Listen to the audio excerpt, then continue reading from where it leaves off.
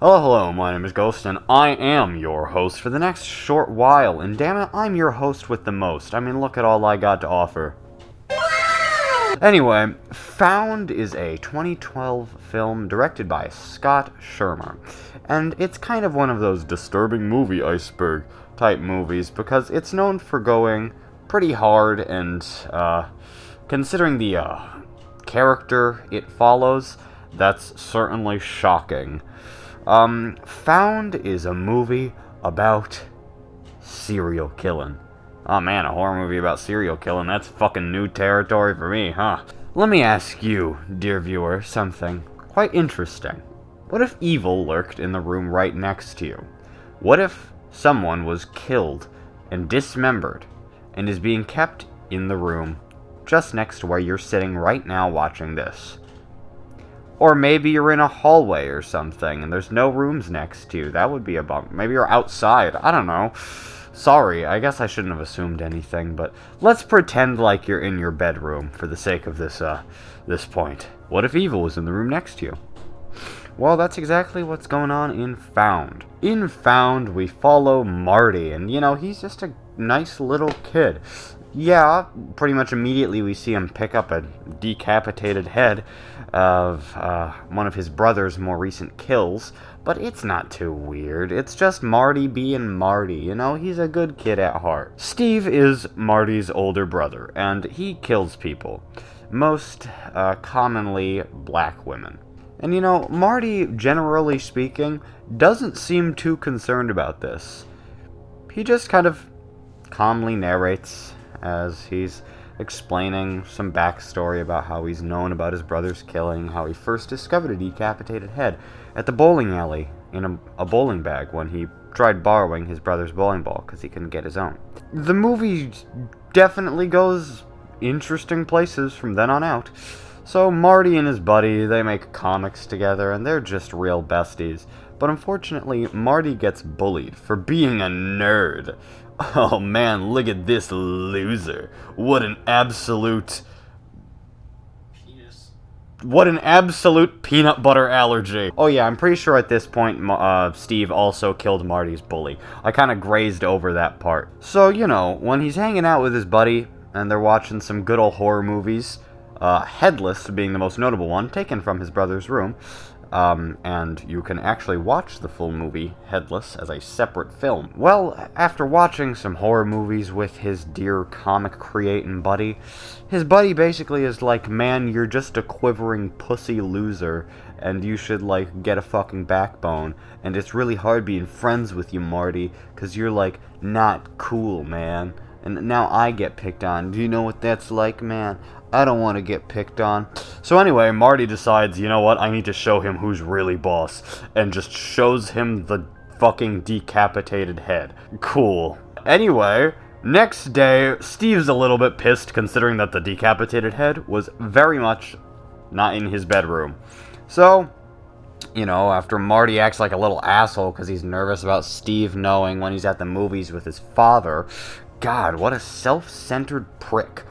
Well, after that, he's finally properly confronted, and they actually have a real talk. And, in the end, Steve expresses that he'd do anything for Marty, and he doesn't want to hurt Marty. So finally, they're sitting in this beautiful open field.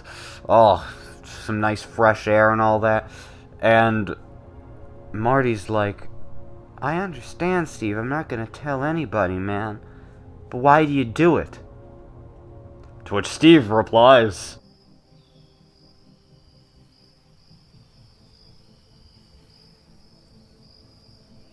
originally I was like, man, maybe the dad isn't too bad. Maybe he's just passionate about bullying. Nah, it literally gets called out that the dad's, mostly responsible for the racist ideology held by Steve. So, damn. Aw, man, I thought Dad was cool, I thought that the parents were doing good. Anyway, a little while later, Steve has basically been trying to teach Marty to stand up for himself. If you get punched, you punch back. Which, in all honesty, isn't actually a bad, way of dealing with this type of thing. Gonna be for real. Not endorsing violence, but I'm just saying, don't take it like a little wimp. So anyway, Marty's starting to get picked on at some weird church thing outdoors. To which Marty's like, fine, go fuck yourself. And he fucks up that kid bad, bro. I mean, it's a brutal fucking beating right there. And needless to say, the churchgoers aren't particularly happy about that. The priest sits down with Marty and is like, Marty, you need to apologize, Marty.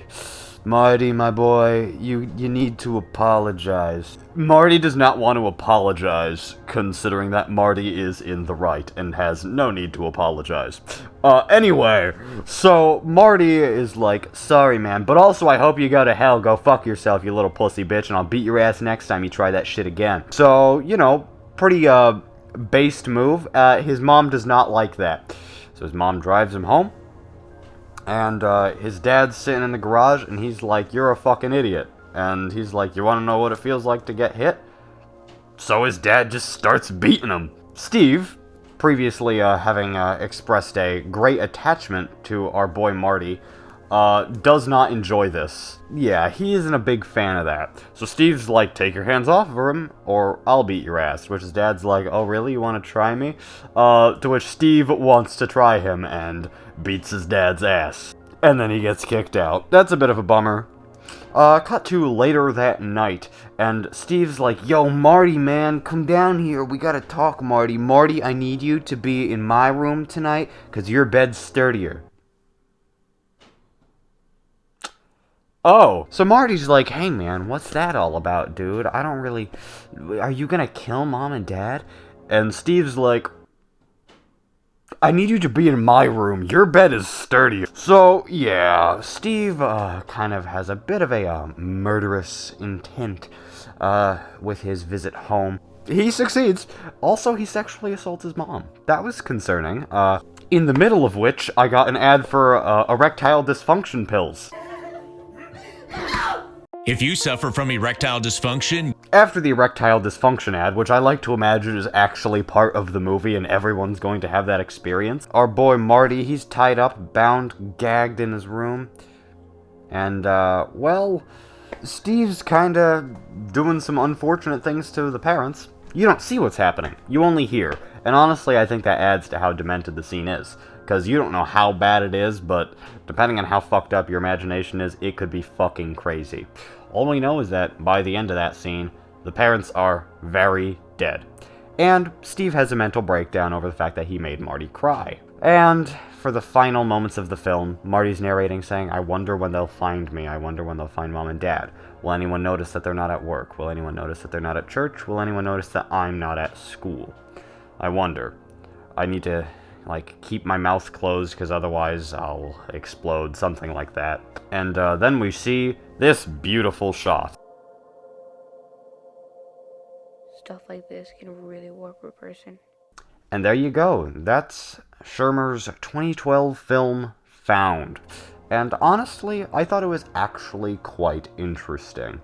Found is a pretty merciless movie that is willing to go in a lot of places that most movies aren't. Furthermore, it's genuinely trying to offer some social commentary about hate culture and racism. That being said, I can't call it a great movie by any means. The acting is rather poor, so while I eventually just kind of accepted it for what it was, toward the beginning it was very much breaking the immersion.